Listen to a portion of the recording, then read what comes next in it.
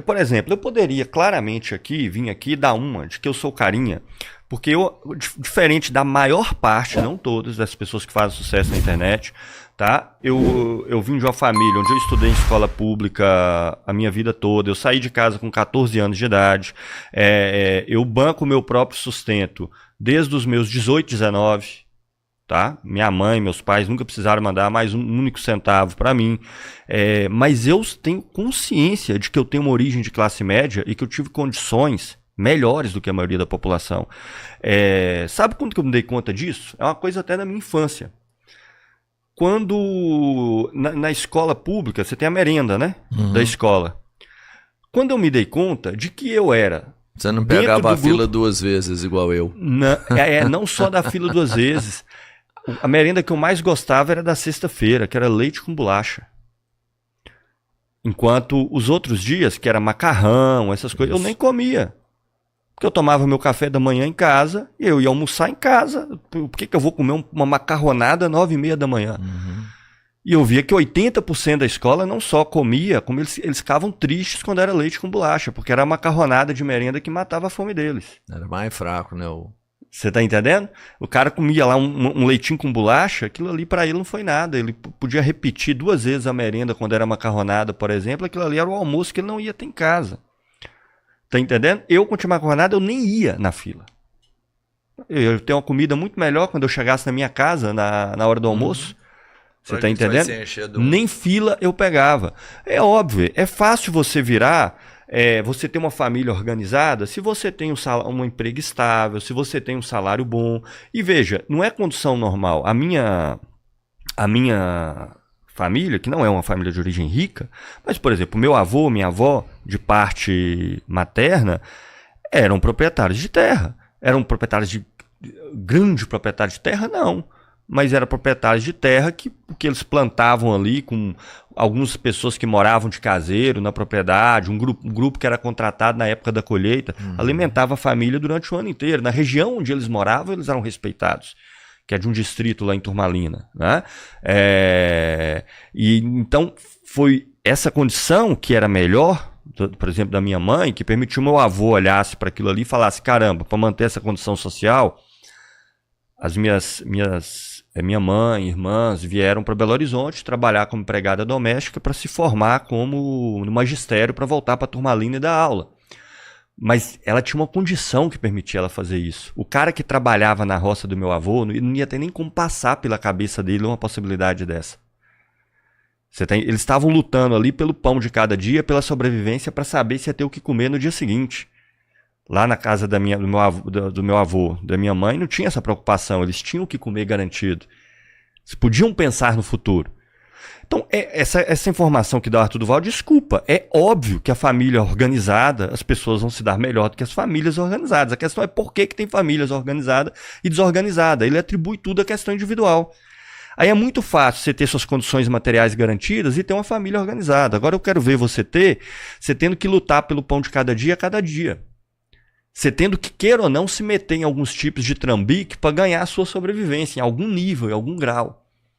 Percebe? Você não ter acesso a uma educação, você vir de uma situação, de um país que teve 4 séculos de escravidão e que 70%, 80% da população, não bastasse ter sido escravo durante 3, 4 séculos, foi deixada ao léu no país. No final do século XIX, que eles falaram: não, agora nós temos que embranquecer o país e a gente não quer essas pessoas nem para ser trabalhador assalariado na indústria. Vamos pegar migrante vindo da Europa.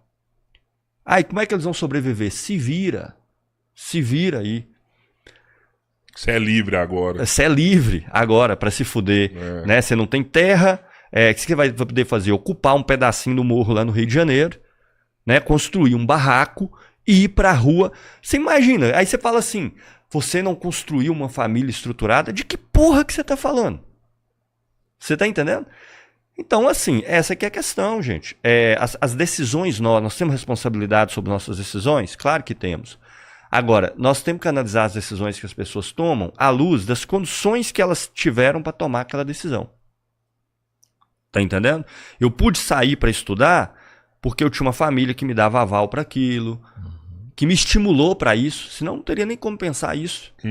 Você está entendendo? Que me estimulou, porque eu tive uma família que me estimulou desde cedo a literatura, conhecimentos, e falou, olha, aqui nós não temos capital para sobreviver. Então, para ter acesso a um salário de melhor qualificação, tem que ter curso superior. Só que lá em casa eu não tinha como pagar a escola particular.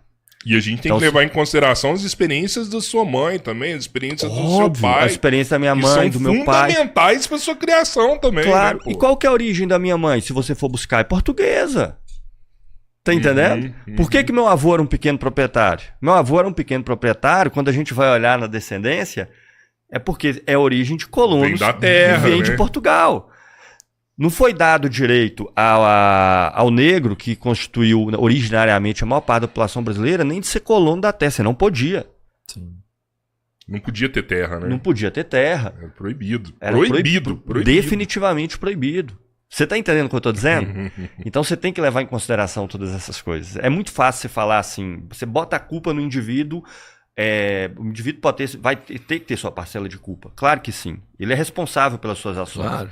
Agora, quando você pensa socialmente, as pessoas têm que entender a diferença.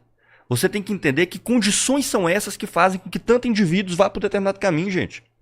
Será que tem tanto crime no Brasil porque geneticamente os brasileiros são propensos ao crime? No seu estudo, você fala que a tendência do Rio é até piorar, que existe uma probabilidade muito grande da Petrobras sair de lá e a maioria dos empregos formais estão na mineração. Não, a sede da Petrobras não sai de lá. Assim, não vejo nenhum motivo para isso. A sede operacional da Petrobras é no Rio, vai continuar sendo. Só que o Rio de Janeiro, o pré-sal é no Rio de Janeiro. Então, a maior plataforma produtiva da Petrobras desse último período, dos últimos 10 anos, ela se dá no Rio de Janeiro. Tá? E o pré-sal hoje, 70%, 80% da produção da Petrobras, e é o petróleo com maior taxa, maior rentabilidade. Um petróleo fino, de alta qualidade e tal. E o pré-sal agora, no ano que vem, ele está no pico da sua produtividade. Porque essa produtividade funciona por pressão, tá, gente? É igual aquelas curvas que a gente via lá na matemática, assim. Que é como se fosse uma parábola invertida aqui, né? Quando você começa a extração, essa produtividade ela vai aumentando, depois ela chega no topo, ela começa a diminuir até chegar ao ponto que aquela plataforma perder sua viabilidade econômica. Então, a partir do ano que vem, os estudos que a própria Petrobras realizou, a produtividade do pré-sal começa a declinar. Lá em 2030 está logo ali, daqui a 5 anos. Não tem mais nada. Já vai estar muito pouco. Por isso a Petrobras está com esse movimento todo em relação à margem equatorial ou qualquer outro lugar, porque é para compensar o declínio do pré-sal. Então, o que significa o quê? Que a produção da Petrobras ela tende a sair do Rio de Janeiro no próximo período. Tá?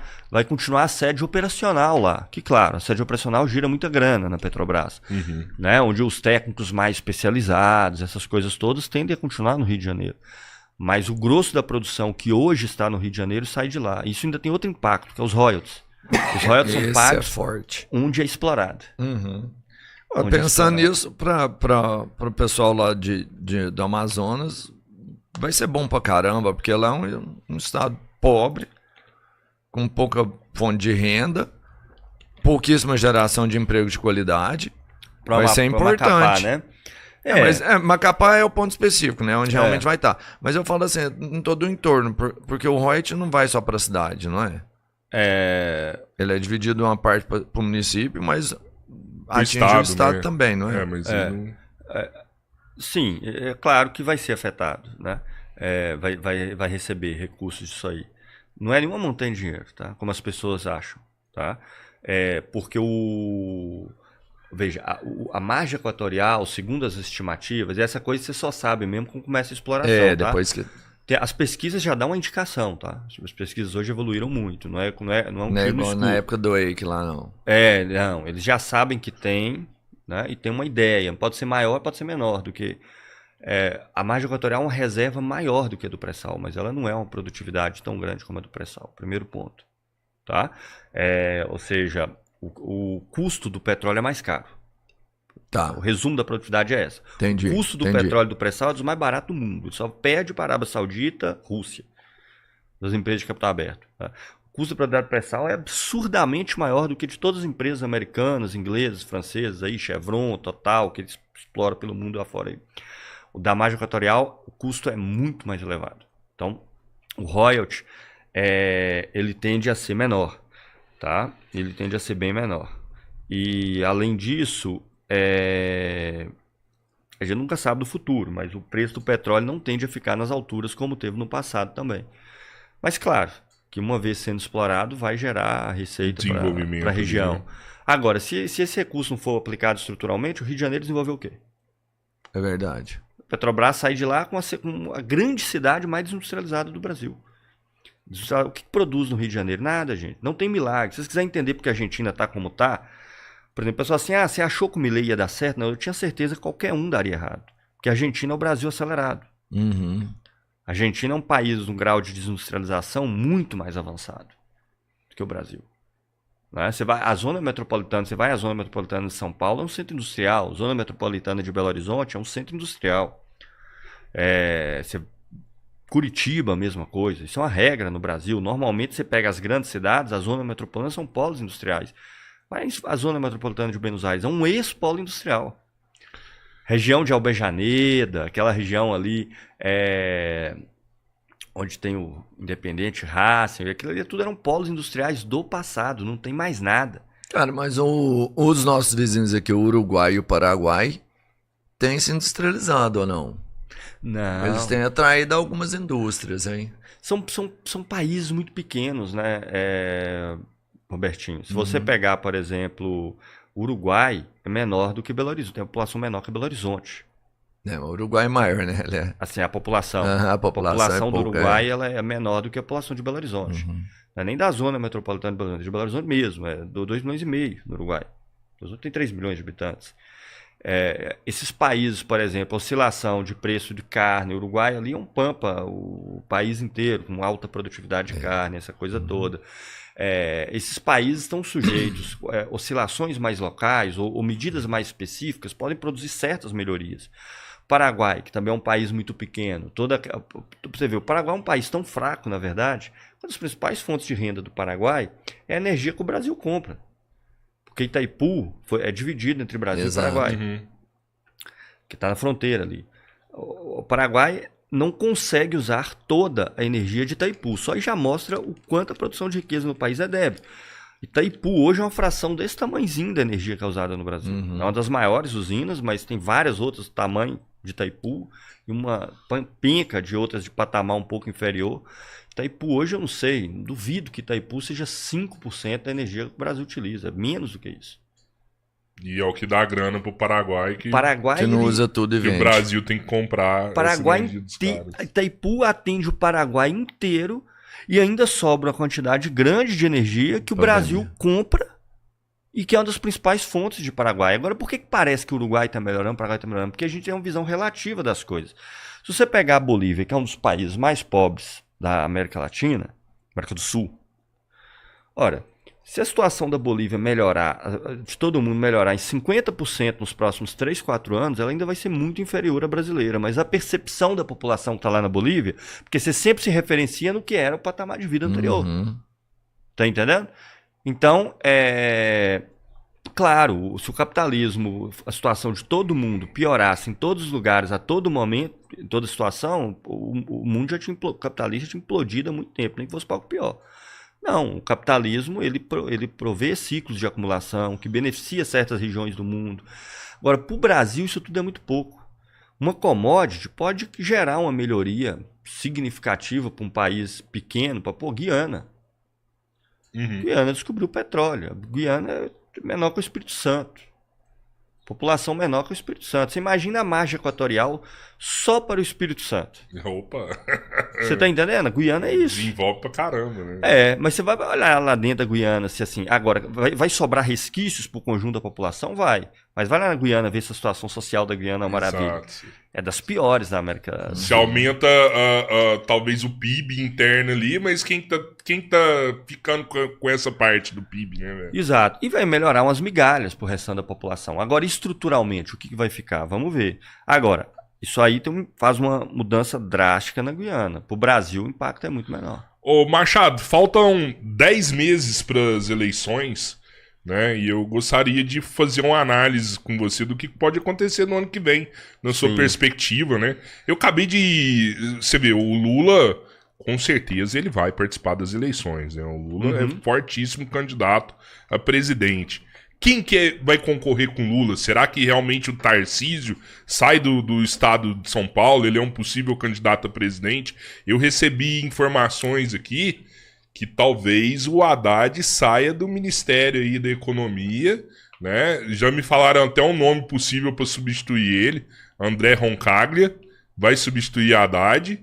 E Haddad sai para disputar o governo de São Paulo, né? Então provavelmente Tarcísio não disputa lá, né? Tarcísio vai para presidente, então tem um nome forte em São Paulo, colocam Haddad. Muitos estão falando que o Lula esse ano vai baixar drasticamente a taxa de juros, que precisa incentivar, né, o desenvolvimento, as pessoas investirem. Qual análise você faz disso aí? Certo. Bem, em primeiro lugar, falando de eleição, a ideia, certamente, o partido a qual participa do PSTU, a gente vai apresentar candidatura. A gente quer disputar exatamente tudo isso que a gente tem conversando a respeito dos problemas estruturais do Brasil, do que tem que ser feito, né? Mas, claro, vamos ter conversas ainda, eu sei que tem toda uma discussão aí, pessoas falando em unidades, frentes e tal. Isso vai ser discutido internamente ainda, mas o mais provável é que a gente, ao ter um programa específico para apresentar, que diz respeito a essa caracterização do Brasil e o que deve ser feito, não para acelerar o processo, mas para ir em outra direção. Por isso que se fosse só acelerar o processo e já tivesse indo na direção que nós imaginávamos, aí, né, teríamos outras conversas. Eu não sou de fazer futurismo, eu acho que tem um desafio grande para a direita brasileira, não sei exatamente o que eles vão fazer. Tem uma direita consolidada no Brasil hoje, isso é um fato. Uma direita consolidada, com força no país, que tem nos evangélicos um ponto de apoio muito grande. Isso pode estar tendo mudanças nessa coisa toda, mas isso não é algo que se muda de um dia para a noite. E é um desafio para a direita ver o que eles vão fazer. Já acena para aí Caiado, Zema, Tarcísio. Acho que Ratinho. O mais provável, pensa, é que eles se unifiquem em torno de uma figura dessas que se apresente com ar menos radicalizado, tentando pegar todo um setor no Brasil hoje que não é nem bolsonarista. Achei que eles iam apostar no mais radical, sabe? Assim, vamos supor, da segurança mesmo. Ó, segurança vai ser assim. Quem for a figura escolhida vai fazer esse discurso. Com certeza vão fazer esses discursos, né? Mas com aquelas teorias da conspiração bolsonaristas, aquelas coisas. É uma figura mais político tradicional, mas que, de maneira oportunista, se aposta desses elementos de direita. Não acho que seja alguém como um Nicolas Ferreira para essa eleição. É alguém como um Tarcísio, provavelmente. É o que eu imagino. Um palpite. Um Tarcísio. É um cara da direita. Que é o cara da direita. O PT vai ser o Lula. Tarcísio é direita ou ele é onde o vento tocar? Mas isso é muito mais pessoas que você imagina, o Robertinho. A maioria dessas pessoas são meros oportunistas.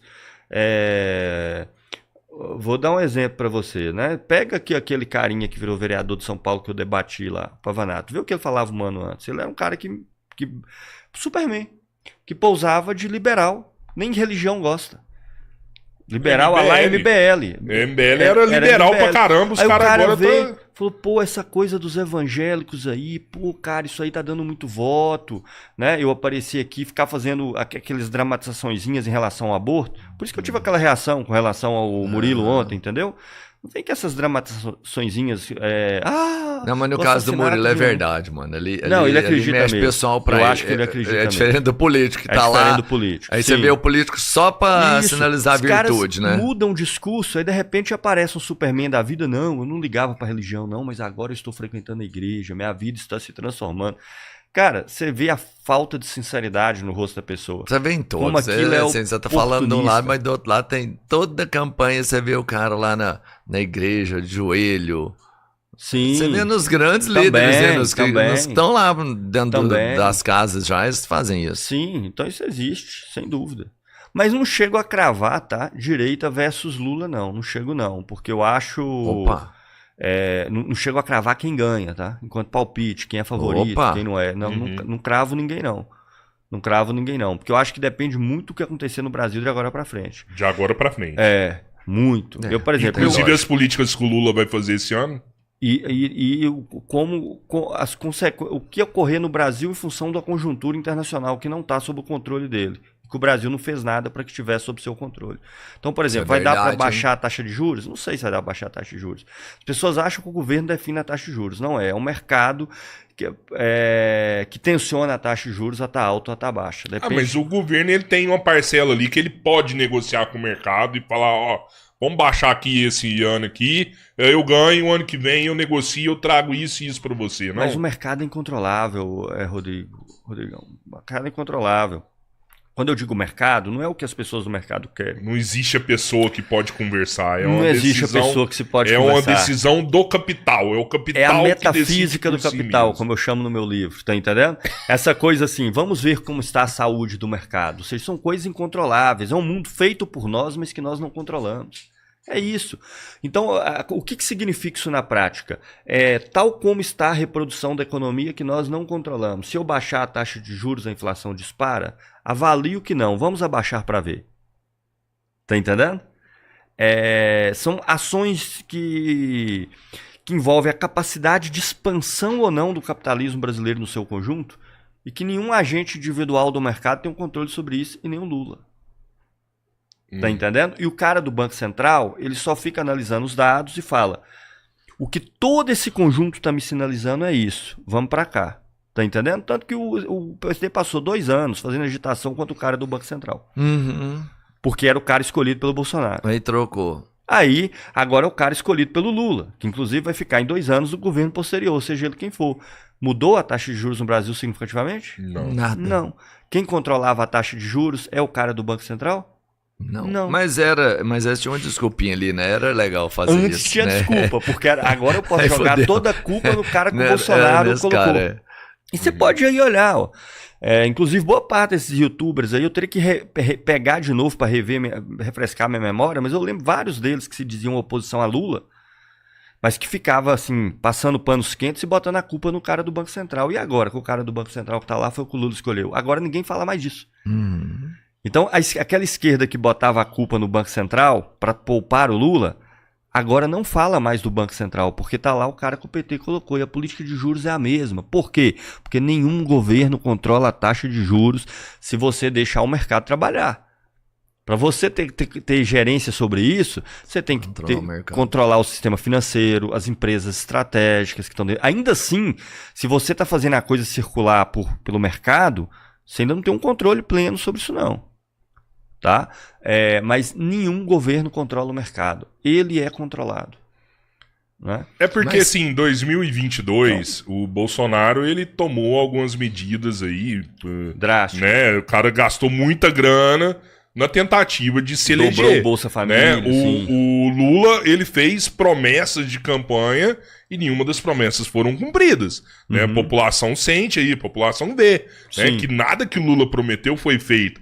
Então muitos apostam que o Lula agora, para se eleger de novo, ele vai ter que fazer um investimento muito alto de capital. Vai ter que pôr muita grana no mercado. De onde que ele vai tirar essa grana? Eu acho que ele está jogando todas as fichas na isenção do imposto de renda até quem ganha R$5.000. Porque pouco. isso pega um setor... Pouco. Não, pode ser. Mas isso pega um setor que ele tem perdido muito eleitor. Esse setor da faixa de renda entre o que hoje é 2 e 5 salários mínimos, né? Ou até 10 salários mínimos. É porque se é isenta até 5 mil, evidentemente, se a pessoa ganha 10 mil, ela vai ter metade do salário isento, então tem algum impacto, né? Então ele está apostando todas as fichas nesse setor, me parece, tá? Se vai ser suficiente ou não, não sei. Eu acho que vai depender muito dos rumos da economia do Brasil, que por sua vez depende de fatores, pela toda a dependência e desmantelamento estrutural do Brasil, como vai estar o preço do minério de ferro no ano que vem, tem grandes tendências de queda. Como vai estar o preço do petróleo e da Petrobras no ano que vem, tem grandes tendências de queda. Essas questões internacionais, como a coisa vai ficar para o agronegócio brasileiro, nesse ano acabou ficando favorável, tá? Porque, tirando alguns setores, como o café e tal, pela tarifa do Trump, mas vários outros se beneficiaram. Soja, por exemplo, a China parou de comprar soja dos Estados Unidos. O preço da soja subiu e essa coisa toda que aumenta os dólares aí na economia brasileira. Enfim, eu acho que tem vários fatores aí. Esse fluxo de moeda brasileira, por isso a questão aí do IOF, se o real vai desvalorizar ou não. Então tem vários fatores. Eu não duvido que pode estourar uma crise mais pesada no Brasil se todas essas commodities for para baixo. E se isso acontecer, dificilmente o governo Lula se reelege, na minha opinião. Por quê? Porque ele tem uma margem de apoio muito no limite. Uhum. Tá entendendo? Mas eu não estou dizendo que isso vai acontecer, porque não acho que está determinado. Tá? Uhum. Se o Brasil conseguir manter uma leve, que nada disso tem que ter uma base estrutural sólida, tá? Manter uma leve aumento do emprego, mesmo com esses empregos flexíveis, como aconteceu no último ano. Se ele conseguir manter uma certa estabilidade econômica no próximo ano, ele tem boas chances de vencer a direita. Tem boas chances de vencer a direita. Mas eu não cravo ninguém. Então, o negócio é assim, de verdade, eu acredito que o Bolsonaro perdeu a eleição dele para ele mesmo, na última. Não foi o Lula que chegou lá e ganhou. O Bolsonaro perdeu para ele mesmo. O Lula vive o mesmo cenário. Ele perde só para ele mesmo. Se ele controlar, ficar do jeito que tá, ele leva de novo. Entendo. Eu acho que tem fatores aí que envolvem o capitalismo brasileiro que ele não tem controle sobre isso. Eu sei, mas você acha que a grande massa embaixo tá confortável hoje, né? Com o tanto de emprego que tem. Não tá bom, mas não tá pondo a galera querer que troque. Não tá confortável, Robertinho, mas é aquilo que eu falei antes. A pessoa sempre analisa a sua situação baseada no quanto ela era antes. Então, assim, se tava uma merda muito grande, agora tá uma merda um pouquinho melhor, então a pessoa vê isso, né? Então, mas eu não acho que é aí que tá a grande dificuldade. Você acha que a galera lá de cima tá desconfortável com o Lula? Porque é eles que vão organizar se ele ficou, não é? Eu acho que tem uma divisão no grande capital brasileiro. Tem um setor pró-Lula, mas que não está disposto a se sacrificar, a se arriscar pelo governo. Tá? Esse setor é mais aquele que envolve o mercado interno brasileiro. Como é o caso do, como eu falei, o Itaú, aquela coisa abstrata dos bancos, o Itaú está ligado ao mercado interno brasileiro. Até as federações das indústrias têm ali uma divisão também, mas é um setor que tem grupos lá dentro que tende para o governo brasileiro atual. Agora, eu acho que tem setores do médio capital, do agronegócio, do comércio, porque o comércio, o comércio de massas, parece que é um setor que depende muito do mercado interno, mas não. Aquilo ali é o que você precisa de consumir sempre. O supermercado é a última coisa que você vai cortar. Você está entendendo? Então você tem que perder muita renda para não ter mais o supermercado. Então tem uma divisão no capitalismo brasileiro. Eu acho que tem setores que querem desesperadamente governos à la Bolsonaro e que esteja disposto a fazer reformas trabalhistas e ataques severos, assim, passando o patamar de exploração do Brasil no mais curto período de tempo para outro patamar, inclusive no campo, um trabalho análogo à escravidão, e acho que tem um setor do capital brasileiro que não apoia o PT sob nenhuma hipótese. Mas tem um setor do capital que apoia, e que está ligado que são setores que dependem de uma melhoria no mercado interno brasileiro para se sobreviver. Essa é a dificuldade do PT. Esse setor tem perdido cada vez mais espaço, porque o mercado interno brasileiro está cada vez mais dependente do capital estrangeiro, em todos os sentidos.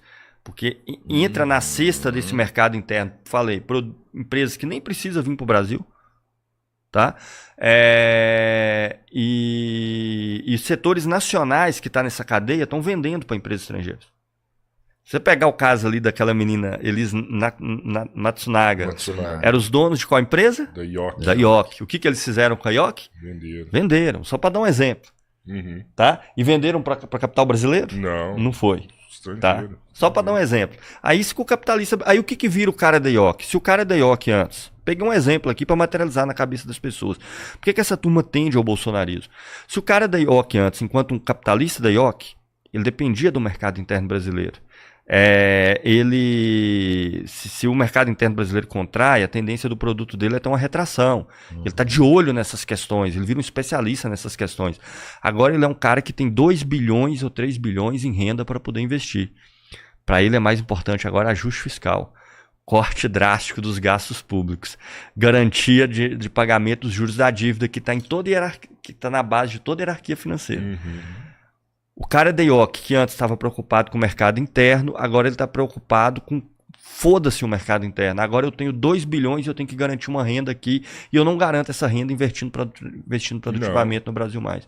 Então, um bom exemplo. Vou colocar ali no rentismo. Vou colocar ali no rentismo. Né? E para garantir o rentismo tem que ter corte dos gastos públicos. Para isso eu quero Bolsonaro. O hotel que você tá hospedado, cara. O cara vendeu o hotel para uma rede de hotéis. Sim. Tá felizaço. Felizaço. Sim. Digam, ó, depois vamos comemorar aqui. Vendi o hotel. Uma rede, os caras de fora. E agora, meu irmão, vou colocar meu dinheiro a juros aí, não gero mais emprego, não invisto e vou ficar de boaça. Exatamente. Quando ele era o dono do hotel, ele tinha preocupações da economia brasileira que agora ele não tem mais. Não, ele tinha diversas preocupações quando ele era o dono do hotel. Diversas preocupações. Com relação ao município, com relação às... Não, a rua, cliente, fornecedor, e é uma energia. Tendência que é o próprio capital que cria. Né? Não são as pessoas. Capital que cria. Você pegar o Robertinho agora que tem um restaurante lá, falar, Robertinho, quer vender seu restaurante por um valor bacana, que dá pra você pegar essa grana e colocar no rendimento? Não quer não. Isso é tudo que eu tava gosto tentando de trabalhar, falar. O povo não entende. Eu adoro trabalhar igual um bom. condenado. Isso aí é tudo que eu tava tentando falar pro Murilo ontem. Murilo, eu não discordo de nenhum desses elementos, essas características nocivas do capital bancário que você tá falando. Só que você não tá percebendo que o capital no seu conjunto cria, estimula e produz isso aí. Mas aí você pode ver então que o capital brasileiro vai estar dividido entre Bolsonaro e Lula. Boa. Tá? Machado, vamos almoçar pra depois você voltar pra BH? Vamos lá. Obrigado, viu, cara? É isso, obrigado. eu que agradeço. Bom demais. Foi sempre um prazer enorme. Adorei, como sempre, todas as minhas participações aqui no... E já que vocês fizeram elogio, eu faço aqui e não é pra puxar sardinha não, que eu não tenho essa característica. Desde que a gente começou, acho que vocês evoluíram pra caramba como hosts, nas mediações e tudo mais, mesmo. Não tinha jeito de afundar mais, né? Não, desde a primeira vez eu Pior gostei. Que tá num pica, né? Desde a primeira vez eu gostei, sabe? Mas eu acho que Obrigado, ontem, por exemplo, eu achei fantástica a mediação, assim, fantástica a mediação. E claro, eu não sei, o Murilo pode até questionar o formato e tudo, mas acho que enquanto mediação ele deve ter gostado também. Então não estou falando de algo de favorecer, não. De conseguir garantir que o debate aconteça.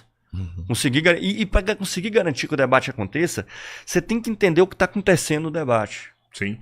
Muito mais do que uma questão técnica de... E eu acho que nisso aí, isso acho que tem contribuído, por isso o podcast está crescendo, torço para que cresça, gosto muito de participar, agradeço demais o convite e estou aí inteiramente à disposição. Isso é foda, isso é uma opinião importante. Quem quiser te acompanhar, só porque você falou isso, eu vou dar a sua rede social pra galera seguir agora. Rapaz, eu nem sei as minhas redes sociais, olha como é que eu sou. Alguém escreveu no meu canal que eu gosto muito das coisas que você faz, mas você se vende muito mal. Alguém escreveu lá no meu canal, eu falei, cara, verdade. É a mais pura da verdade. Pior que eu me vendo mal e nem me interesso por isso aí. Tá em collab aí, se inscreve no Três Irmãos, aproveita e se inscreve no canal do Machado Orientação Marxista, é o canal no YouTube. Lá na descrição tem as demais redes sociais aí. Eu espero que quando você perder o debate, você ache que a mediação foi boa também. Eu quero beleza, tranquilo. A gente tá trabalhando aí pra realmente você perder um debate, velho. Não, mas você acha que bons oponentes, nos procurem aí, Você acha que o Machado nunca perdeu um debate? Ai, Robertinho, porque acha que você eu acho que não. Não, eu acho que não. Se assistir os debates, eu vou falar que você venceu do Breno. Verdade, e pra mim foi nítido. Do Breno você acha que o Machado ganhou. Eu tenho certeza. Você acha que perdeu pro Miorim, né? Verdade. Pro Miorim é que eu acho que você perdeu. Pro Miorim? Ué, eu acho, mesmo. Beleza. Eu que acho que você perdeu pro Breno Altman. O Robertinho acha que você ganhou do Breno. Só que ele é muito puxa-saco do Breno. Não, eu acho. O Breno foi melhor. Até o Gustavo, ontem a gente tava conversando.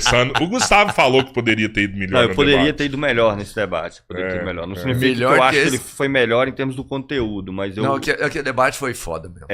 Mas depois que aconteceu, é normal também, né? Foi a primeira vez que teve um debate com alguém com essas características, né? Eu tô debatendo normalmente com a direita. Sim. Né? Sim.